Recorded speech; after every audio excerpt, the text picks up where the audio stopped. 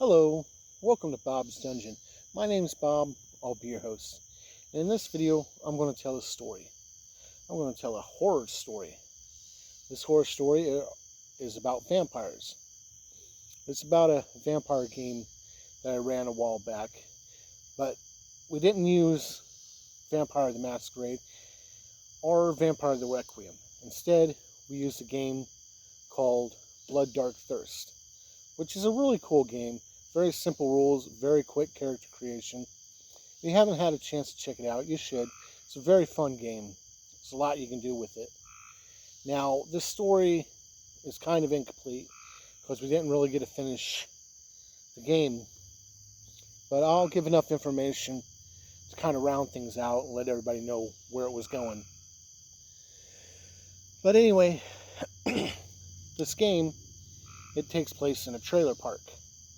And this trailer park, I based off a trailer park that's a real trailer park that's on Highway 31 in Indiana, between Greenwood, Indiana, and Columbus, Indiana. This location gives the players a chance, if they want, they can go to either city and spend a few hours and then get back to their lair long before the sun shows up. And not being in the city, they don't have to worry about raising the air of any more powerful vampire that might live in the city.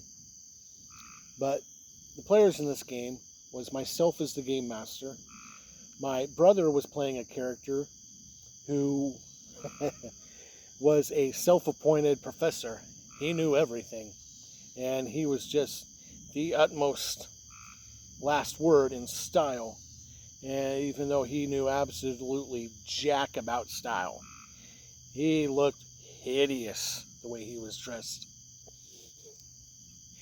Then there was my one niece, and she was playing a character that was kind of a bookworm and really into the occult. The final player in the game was my other niece, who was playing this weird party girl who was just out to have fun.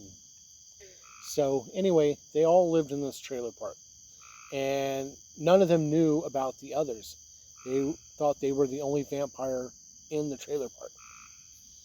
So the game starts off, and the police are running around from trailer to trailer questioning people because several dead bodies were found in the trailer park, completely drained of blood. And this is bad for the player characters because if a crazy vampire hunter learns that there's bloodless bodies being found, they may come in and investigate, and they'll be knowing more of what to look at for a vampire than the police, and it could lead to a grisly end for the players. So while the police were doing their stuff, the players were running around trying to help things along so that the police could find the guy who was doing this as fast as possible so that there would be no chance of a vampire hunter investigating.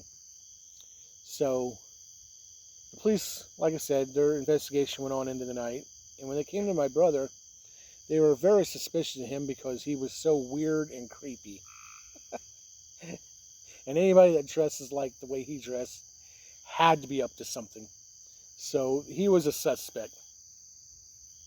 They went to my one niece, and she played her character so insignificantly that they just completely wrote her off. But my other niece, who was playing the party girl, oh boy. When the police were going, she made it a point to tell me that her trailer was painted black and pink. And all in through the yard, she had dozens of both black and pink plastic flamingos everywhere. So she's sticking out like a sore thumb already. And when she answered the door, she made it a point to tell me that she was entertaining somebody that she was going to feed off of. And she said, I'm seducing them, so when I go to the door, I'm going to go to the door half-dressed. I want to make them as uncomfortable as possible. And I told my niece, you're making me very uncomfortable. And she's like, good. My niece is a little weird. But she played her character great. And she made the police so uncomfortable that they couldn't run from her trailer fast enough. So anyway, the players were looking, and it turns out that the guy that was committing the murders was actually a cultist. Not a cult. One guy, a cult of one. And he was draining these people of their blood so he could perform a blood ritual to raise up his blood god or demon lord or whatever it was he was worshiping. And it just so happened that he had targeted my one niece, who was playing the bookworm character, as his next victim. No clue that she was a vampire. Now, while all this was going on, of course, the players found out about each other, and they thought until that point that they were the only vampires in the trailer park. And once they learned of the others, they were suspicious of each other. You did it, you did it, you did it, type of deal. And they formed an uneasy alliance to try to find the true culprit, all the time holding reservations that it might be the other one.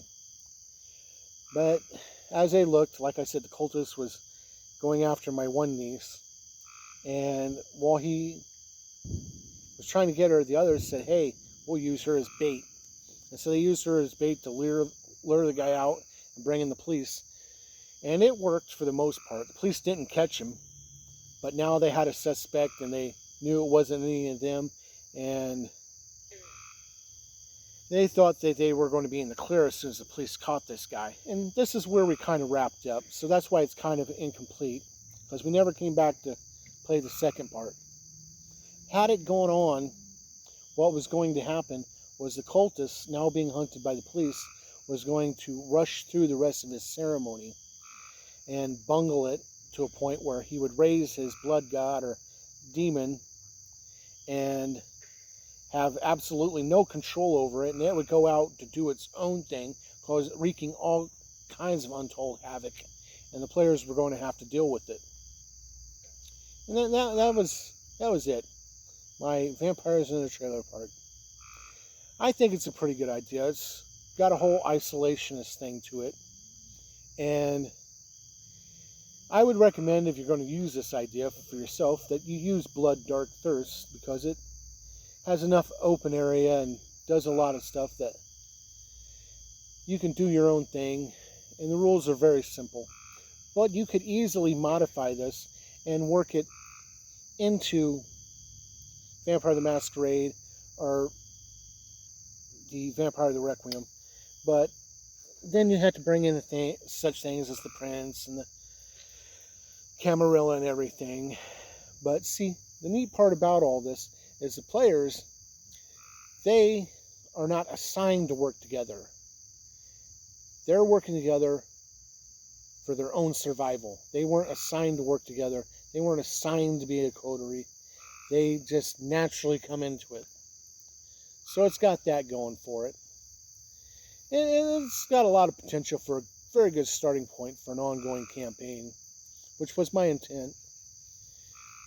But it just, we weren't able to come back to it.